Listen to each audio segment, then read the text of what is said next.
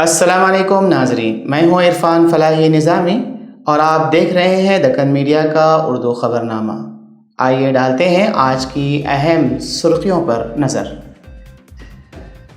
Nobel انعام یافتہ محمد یونس کریں گے بنگلہ دیش کی عبوری حکومت کی قیادت۔ سابق وزیر کی ملک سے فرار ہونے کی کوشش ناکام، ایئرپورٹ سے گرفتاریاں۔ خاتون پہلوان کھلاڑی ونیش پھوگاٹ نااہل قرار، کروڑوں ہندوستانیوں کی امیدوں کو دھکا۔ فیصلے کے خلاف بھارتی حکومت کی اپیل۔ وزیر اعظم مودی نے بڑھایا ونیش پھوگاٹ کا حوصلہ، اپوزیشن نے کی تحقیق کی مانگ۔ مرکزی حکومت کی نئی حج پالیسی کا اعلان، پرائیویٹ کوٹے میں اضافہ۔ خادم الحجاج اب اسٹیٹ حج انسپکٹر کے نام سے جانے جائیں گے۔ یحییٰ السمار بنے حماس کے نئے سربراہ، مزاحمتی تحریک کو ملا شہید اسماعیل ہنیہ کا بہترین جانشین۔ ایران اپنی فضائی حدود بند کر دے، اسرائیل پر کسی بھی وقت حملے کا اندیشہ، تل ابیب میں سخت چوکسی۔ اسرائیل پر حملہ جلد ہونے جا رہا ہے، سربراہ حزب اللہ۔ حملے کے وقت سے متعلق بے یقینی سزا کا حصہ۔ ہندوستان نے بنگلہ دیش سے ہائی کمیشن اور قونصلیٹ کے غیر ضروری اسٹاف کو واپس طلب کر لیا۔ بنگلہ دیش میں بدامنی کی صورتحال، شیخ حسینہ کی شدت پسند آمرانہ طرز حکومت کا نتیجہ۔ بلا تاخیر جمہوری عمل کا آغاز اور جلد سے جلد امن کی بحالی کے لیے ٹھوس اقدامات، جماعت اسلامی ہند کا مطالبہ۔ تلنگانہ میں اندرامہ ہاؤسنگ اسکیم میں اقلیتوں اور پسماندہ طبقات کو ترجیح۔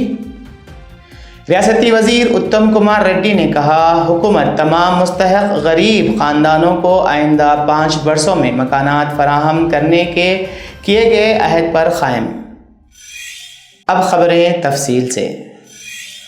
بنگلہ دیش میں گزشتہ کئی دنوں سے جاری سیاسی ہلچل کے بعد عبوری حکومت قائم ہونے والی ہے۔ نوبل انعام یافتہ محمد یونس کو بنگلہ دیش میں عبوری حکومت کی قیادت کے لیے چنا گیا ہے۔ یہ فیصلہ ملک کے صدر محمد شہاب الدین کی زیر صدارت بنگا بھون ایوان صدر میں ایک میٹنگ کے دوران لایا گیا۔ احتجاجی طلبہ نے محمد یونس کی عبوری حکومت کی سربراہی کی تجویز کو قبول کر لیا ہے۔ ریزرویشن تحریک کی قیادت کرنے والے طلبہ رہنماؤں کے ساتھ تینوں فوجیوں کے سربراہان نے بھی اس میٹنگ میں شرکت کی۔ غربت کے خلاف جنگ میں کام کرنے پر غریبوں کا بینکر کہلائے جانے والے محمد یونس عبوری حکومت کے چیف ایڈوائزر کے طور پر احتجاج کرنے والے طلبہ کی پہلی پسند تھے۔ محمد یونس بنگلہ دیش کی سابق وزیر اعظم شیخ حسینہ کے سخت مخالف ہیں۔ شیخ حسینہ کے وزارت عظمیٰ سے مستعفی ہونے اور ملک چھوڑنے کے پیچھے ان کو بھی ایک اہم وجہ سمجھا جاتا ہے۔ محمد یونس اور ان کے قائم کردہ گرامین بینک کو 2006 میں امن کا نوبل انعام ملا، کیونکہ انہوں نے دیہی غریبوں کو $100 سے کم کے چھوٹے قرضے فراہم کر کے لاکھوں لوگوں کو غربت سے نکالا۔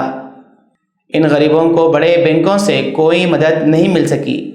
ان دوران عوامی لیگ کی حکومت کے وزیر مملکت برائے مواصلات، ٹیلی کمیونیکیشن اور انفارمیشن ٹیکنالوجی جنید احمد پالک اور سابقہ وزیر خارجہ محسن محمود کو حضرت شاہ جلال انٹرنیشنل ایئرپورٹ پر حراست میں لے لیا گیا ہے۔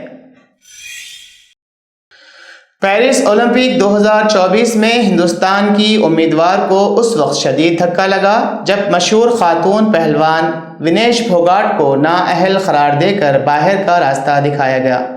وہ 50 کلو گرام زمرے کے فائنل میں پہنچ گئی تھی اور ایک تمغہ یقینی نظر آ رہا تھا، لیکن مایوس کن طریقے سے وہ پیرس اولمپک سے باہر ہو گئی ہے۔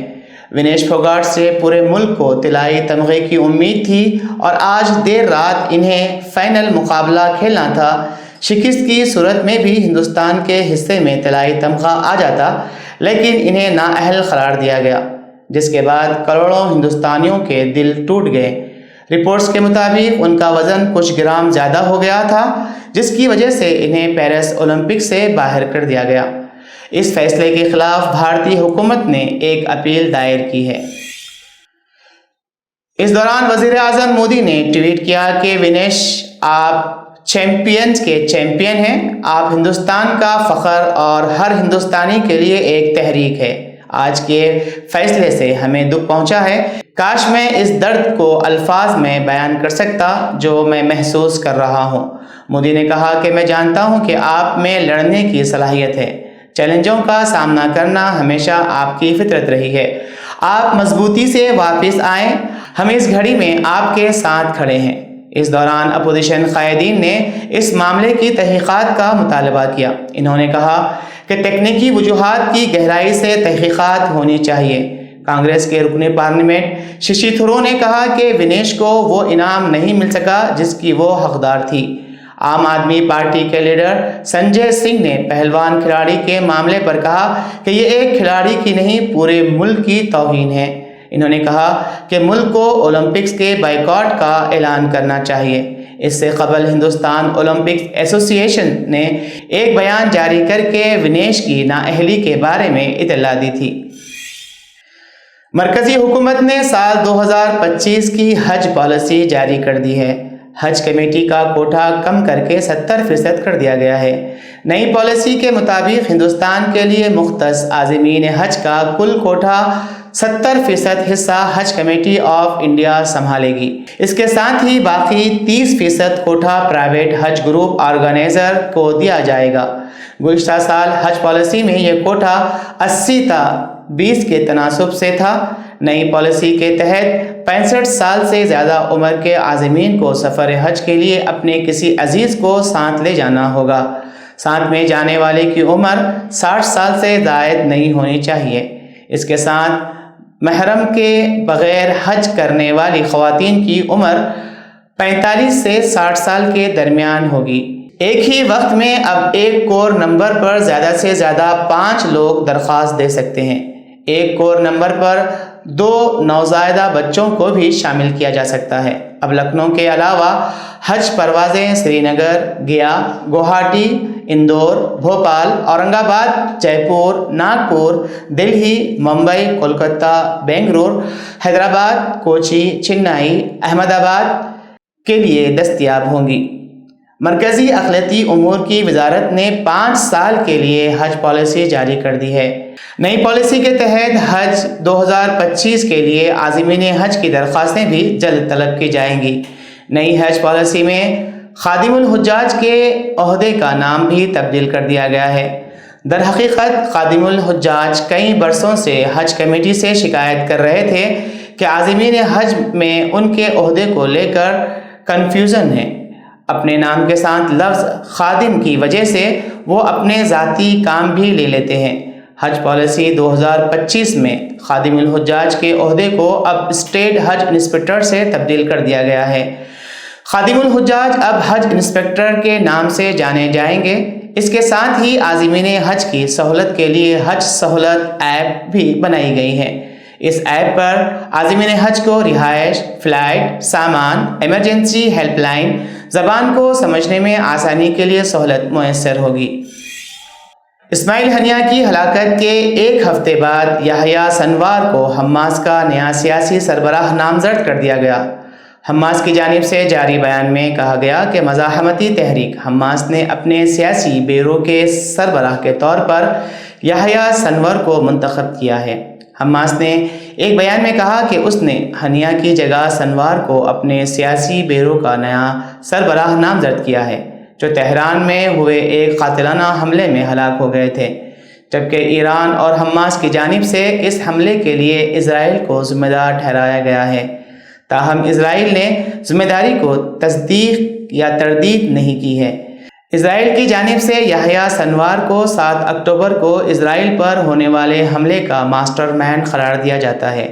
یحییٰ سنوار کی نوجوانی کا زیادہ تر حصہ اسرائیلی جیلوں میں گزرا ہے۔ اسماعیل ہنیہ کی موت کے بعد یحییٰ سنوار حماس میں طاقتور رہنما بن کر ابھر رہے ہیں۔ غزہ جنگ کے دوران سنوار کا حماس کے نئے سربراہ کے طور پر انتخاب کو کافی اہم سمجھا جا رہا ہے۔ ایران اور اسرائیل کے درمیان جنگ کا امکان بڑھتا جا رہا ہے۔ دونوں ہی ممالک میں ایسی سرگرمیاں بڑھ گئی ہیں جس سے ظاہر ہو رہا ہے کہ کبھی بھی حملے شروع ہو سکتے ہیں۔ ایران کی انڈر گراؤنڈ میزائل سٹی میں ہلچل تیز ہو چکی ہے اور ایرانی فوج ساحلوں کے پاس بیلسٹک میزائل بھی مسلسل پہنچا جا رہی ہے۔ ایرانی نے پہلے ہی اعلان کر دیا ہے کہ اسرائیل پر اب تک کا سب سے بڑا اور تباہ کن حملہ ہونے والا ہے۔ موجودہ حالات کو دیکھتے ہوئے امریکہ نے بھی اسرائیل کو الرٹ جاری کرتے ہوئے کہا کہ ایران اس مرتبہ 2000 میزائلوں سے حملہ کر سکتا ہے اور یہ حملہ کسی بھی وقت ہو سکتا ہے۔ اس تعلق سے اسرائیل نے الرٹ جاری کرتے ہوئے کریٹ شمونا اور اوپری گلیل سے نہریہ تک شمال کے باشندوں کو محفوظ مقامات کے قریب رہنے کی ہدایت دے دی ہے اور آئندہ 48 گھنٹے تک کھلی جگہ میں نہ نکلنے کا مشورہ دیا ہے۔ دوسری طرف ایران نے بھی اپنی فضائی حدود بند کر دی ہے، جس سے حالات خطرناک حد تک کشیدہ ہو گئے ہیں۔ ایرانی فوج کی جس طرح تیاری چل رہی ہے، اس سے صاف اشارہ مل رہا ہے کہ آئندہ 48 گھنٹے اسرائیل کے لیے بہت مشکل گزرنے والے ہیں۔ ذرائع کے حوالے سے بتایا جا رہا ہے کہ ایرانی فوج اسرائیل پر 20 راؤنڈ میزائل کی بارش کرنے والا ہے۔ ایران کی طرف سے ہنگری کو جانکاری دے دی گئی ہے کہ ایرانی فوج اسرائیل پر حملہ کرنے جا رہی ہے۔ حزب اللہ کے سربراہ حسن نصر اللہ نے انتباہ دیا کہ اسرائیل پر حملہ جلد ہونے جا رہا ہے اور حملے کے وقت سے متعلق بے یقینی اسرائیل کی سزا کا حصہ ہے۔ حسن نصر اللہ نے ایک بیان میں کہا کہ اسرائیل جنگی طیاروں سے لبنانی فضائی حدود میں خوف پھیلانا چاہتا ہے۔ ایک بات واضح ہو چکی ہے کہ نیتن یاہو غزہ پٹی میں جنگ بندی نہیں چاہتا۔ انہوں نے کہا کہ شاید ہم اسرائیل کو اکیلے جواب دیں، شاید پورے مزاحمتی گروپ کے ساتھ مل کر اسرائیل کو جواب دیں گے۔ انہوں نے کہا کہ اسرائیل کے خلاف ہمارا رد عمل آئے گا، بھرپور آئے گا۔ حسن نصر اللہ کا کہنا تھا کہ شمال میں اسرائیل کی کیمیکل اور فوڈ فیکٹریاں آدھے گھنٹے سے بھی کم وقت میں تباہ کر سکتے ہیں۔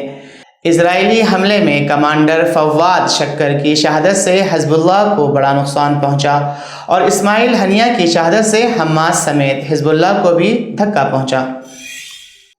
بنگلہ دیش میں جاری سیاسی بحران کے درمیان ہندوستان نے وہاں اپنے ہائی کمیشن اور قونصلیٹ میں تعینات غیر ضروری ملازمین کو واپس بلانے کا ایک اہم فیصلہ کیا ہے، جس کے بعد ڈھاکہ میں ہائی کمیشن اور قونصلیٹ میں تعینات غیر ضروری ملازمین اور ان کے ارکان خاندان کو واپس کمرشل اڑان کے ذریعے ہونی ہے۔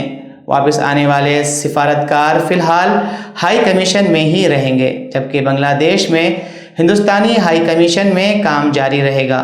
بنگلہ دیش میں پھنسے ہندوستانیوں کو واپس لانے کے لیے ایئر انڈیا اور انڈیگو نے ڈھاکے کے لیے خصوصی پروازیں چلائی ہے، جس کے نتیجے میں فی الحال 400 سے زائد لوگوں کو ہندوستان لایا گیا ہے۔ ایک افسر کے مطابق ایئر انڈیا کی خصوصی پرواز سے بدھ کی صبح 6 بچوں سمیت 2005 لوگوں کی طویل واپسی ہوئی ہے۔ انڈیگو نے اپنے ایک بیان میں کہا کہ ڈھاکہ ہوائی اڈے کے غیر مستقل طور پر بند ہونے کے بعد انڈیگو نے 6 اگست 2024 کو ڈھاکہ سے کولکتہ کے لیے خصوصی پروازیں شروع کی گئی ہیں۔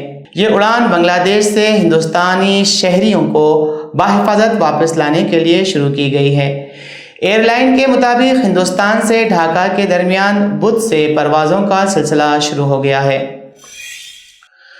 امیر جماعت سید سعادت اللہ حسینی نے بنگلہ دیش کی صورتحال پر تشویش کا اظہار کرتے ہوئے ملک کے موجودہ حکام سے اپیل کی کہ وہ ملک میں امن و استحکام کی بحالی کے لیے فوری اور فیصلہ کن اقدامات کریں۔ انہوں نے کہا کہ بنگلہ دیش میں بدامنی کی یہ صورتحال شیخ حسینہ کی شدت پسند آمرانہ طرز حکومت کا نتیجہ ہے۔ بنگلہ دیش میں جنوری 2024 کے عام انتخابات پر عدم شفافیت اور جانبداری کے الزامات لگائے گئے ہیں۔ انہی الزامات اور مسائل کی بنیاد پر حزب اختلاف نے انتخابی عمل کا بائیکاٹ کیا۔ اپوزیشن کو اعتماد میں لینے کے بجائے ان کی شمولیت کے بغیر بھی انتخابات کرائے گئے۔ اس سے ملک میں جمہوریت کی بنیاد کمزور ہوئی اور موجودہ سیاسی نظام پر سے عوام کا اعتماد بے حد کم ہو گیا۔ ان کے دور حکومت میں انتخابی سیاست کا بدترین رویہ اختیار کیا گیا اور حکومت سے اختلاف رکھنے والوں کی آوازوں کو دبایا گیا۔ اپوزیشن کے رہنماؤں کو بلا جواز قید میں رکھا گیا، جس کے سبب عوام میں بے چینی اور ملک کی سیاست میں تناؤ پیدا ہوا۔ امیر جماعت نے کہا کہ احتجاج کرنے والے طلباء کے خلاف شیخ حسینہ کا رد عمل ماندانہ، پرتشدد اور جابرانہ تھا، جس نے صورتحال کو مزید بگاڑ دیا۔ وہاں کے موجودہ صورتحال پر جماعت اسلامی ہند تشویش کا اظہار کرتی ہے اور مطالبہ کرتی ہے کہ ملک میں جلد سے جلد امن و استحکام کی بحالی کے لیے ٹھوس اقدامات کیے جائیں اور فوری طور پر عبوری حکومت تشکیل دے دی جائے تاکہ جمہوریت کے تئیں عوام کا اعتماد بحال ہو۔ احتجاج کے دوران جن لوگوں کو نقصان پہنچا ہے انہیں انصاف اور گنہگاروں کو سزا ملنی چاہیے۔ انہوں نے کہا کہ عبوری حکومت کو چاہیے کہ وہ بلا تاخیر جمہوری عمل کا آغاز کریں تاکہ انتخابات آزادانہ اور منصفانہ طریقے سے کرائے جا سکیں اور ایک ایسی حکومت قائم ہو جو عوام کی امنگوں کے عین مطابق ہو۔ وزیر آبپاشی و سول سپلائز اتم کمار ریڈی نے کہا کہ کانگریس حکومت ریاست کے تمام مستحق غریب خاندانوں کو آئندہ 5 برسوں میں اندرما ہاؤسنگ اسکیم مکانات فراہم کرنے کے عہد پر قائم ہے۔ اتم کمار ریڈی نے حضور نگر کے راما سوامی گٹے میں ہاؤسنگ کالونی کا دورہ کیا۔ اتم کمار ریڈی نے سابق BRS حکومت کو تنقید کا نشانہ بنایا اور کہا کہ گزشتہ 10 برسوں میں ہاؤسنگ کو مکمل نظر انداز کر دیا گیا۔ انہوں نے کہا کہ BRS حکومت نے ڈبل بیڈ روم مکانات اسکیم کی غیر معمولی تشہیر کی، لیکن حقیقت میں یہ محض انتخابی جملہ ثابت ہوا اور عوام کو کوئی فائدہ نہیں پہنچا۔ انہوں نے الزام عائد کیا کہ KCR حکومت نے بے گھر خاندانوں کو دھوکہ دیا۔ ریاست میں کمزور طبقات کے لیے ڈبل بیڈ روم مکانات کی تعمیر پر کوئی توجہ نہیں دی گئی۔ انہوں نے کہا کانگریس حکومت میں اندرما ہاؤسنگ کے تحت تعمیری مکانات کے علاوہ کوئی پیش رفت نہیں ہوئی۔ دسمبر 2023 میں کانگریس اقتدار کے بعد پروجیکٹ کا احیاء کیا گیا اور تعمیری کاموں میں تیزی پیدا کی گئی۔ آئندہ 3 ماہ میں 2160 مکانات بے گھر غریب خاندانوں میں تقسیم کیے جائیں گے۔ اتم کمار ریڈی نے کہا کہ کانگریس حکومت اندرما ہاؤسنگ اسکیم میں SC ST BC اور اقلیتی طبقات کو ترجیح دے رہی ہے۔ اسکیم کے تحت 22,000 کروڑ مصارف سے 4.5 لاکھ مکانات تعمیر کیے جائیں گے اور ہر اسمبلی حلقے میں 3,500 مکانات کی تعمیر ہوگی۔ زمین رکھنے والے غریب خاندانوں کو مکان کی تعمیر کے لیے 5 لاکھ روپے کی امداد کا منصوبہ بھی ہے۔ آج کے لیے فی الحال اتنا ہی، کل پھر ملاقات ہوگی نئے خبروں کے ساتھ۔ دیجیے اجازت، اللہ حافظ۔